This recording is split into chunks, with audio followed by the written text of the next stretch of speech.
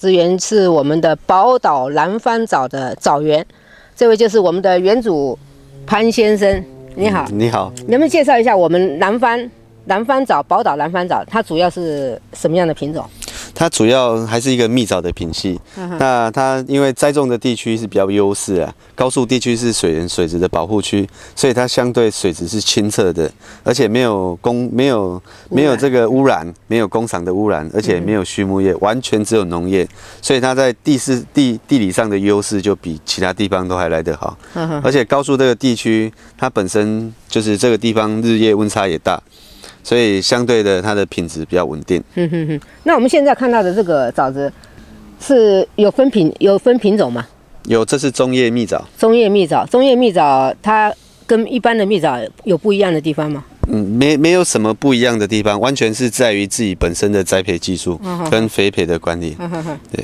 那我们知道蜜枣大部分都是属于好像快过年的时候才会采收哈。对，蜜枣是过年前的一个产品。那我们的蜜枣可以比较早一点。这个是技术上的提升，我们用灯罩的技术，让它提早30至40天做采收。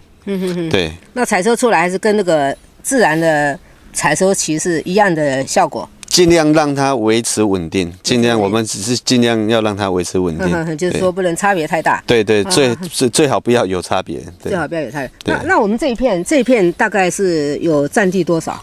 这一块它6分半地。6分半，你目前还有2块。对，总共2点多公顷。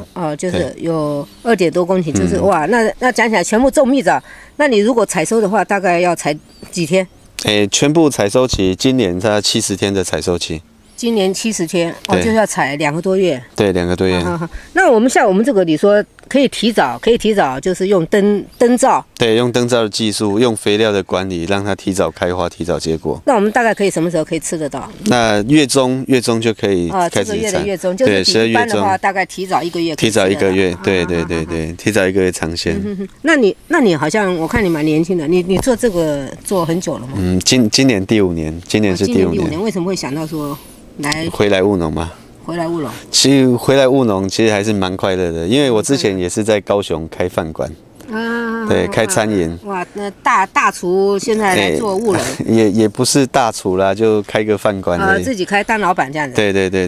那你做了这个以后，还是觉得还是觉得快乐之处？我觉得务农比较自在，对，务农比较自在。这个也是你父母留给你的嘛？这个是我自己栽种的。自己栽种的。对，因为父母亲他们种的间距跟技术跟管理都不太一样，都有很多差别的地方。就是说你父母也是种这个枣子园也是他们的，但是就是技术方面你有改良。不是，这枣子园是我自己后来又在种的。后来才有种到这个枣子。对。那你的父母对你有没有什么样的？刚开始当然是比较多的争执啊。对啊，刚开始争执比较多，因为意见完全不同。因为没有种过的经验。对，我没有种过的经验啊，他觉得我没有经验，所以刚开始会有冒险那种感觉，会有比较大的争执。像我们一般我们知道这个枣子就是说我们采收完了以后，然后你们就接着要做什么处理？我们要做分级之后，我采收完回去之后要做一个降低温度，就在冷藏室里面降低温度。采收下你的意思是说采收完，是要让它保存的期限延长，所以会做一个在低温的包装厂里面做一个降低温度的动作，对，然后再做筛选，后来就做一个分等分级，大概大致上有几级？大致上分3至4级。3至4级。对。各有各的价钱。对，因为大小的果粒不一样，所以有不同的市场有不同的需求。对。像这个，我们是说从一开始种的话，到底采收大概要多久的时间？几个月？1年。所以你现在看到的这些都是今年刚长出来的。包含果实还有枝条都是今年刚才，就是说我们要吃一个这个蜜枣，每一年你要做1年以后，要准备1年的时间，你准备1年，这1年都在不断的就在这一方面，土壤的管理啊，还有一些病虫害的防治，还有一个枝条的管理就是一直都没有停下来，就是一直因为它持续在生长，对，它不会停顿的。就是到采收大概就是这个季节，对，这个季节大概也差不多1年了。对，就1年的时间。就是说，我们今年一般现在你的这个枣园的枣子是，都是内销。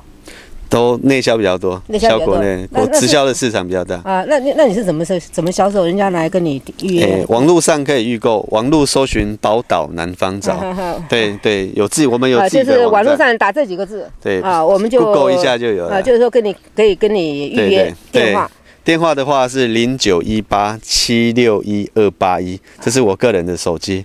还有其他的手机吗？还有电话是0879629960啊，对，这是市话。就24小时打到这边我们都会接。对。2月15号就陆陆续续开始出货了，一直到年前到过年都有。啊，就是说12月。